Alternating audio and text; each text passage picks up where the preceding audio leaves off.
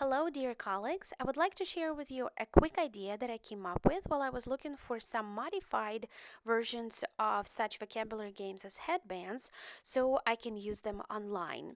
I have actually grown to like this very much because not only do my language learners get to speak while they're trying to identify which vocabulary word is stuck on their forehead, but they also write those vocabulary words and illustrate them.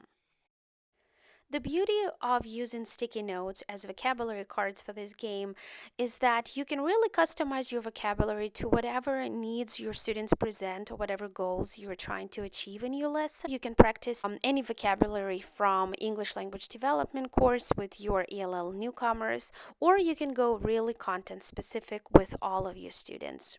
And the same would go with the type of questions. Here in the picture, I'm going from lower level of English language proficiency or younger students up to the highest level.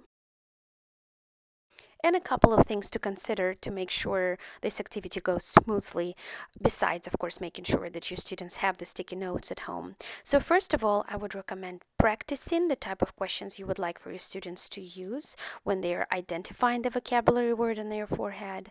Another important point is you do want to train your students to be able to block or hide their video so they don't see themselves on the screen, but the rest of the class does. I'm going to show you in a minute how to do that.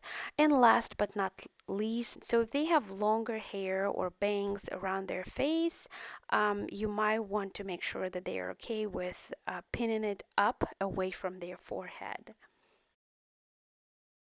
If you're using Zoom with your students, in order for them to cover their video on their screen, have them do the following.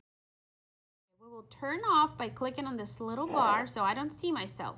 Okay, so you'll do the same when it's your turn. If they're working on an iPad using Zoom, ask them to share screen and to choose whiteboard.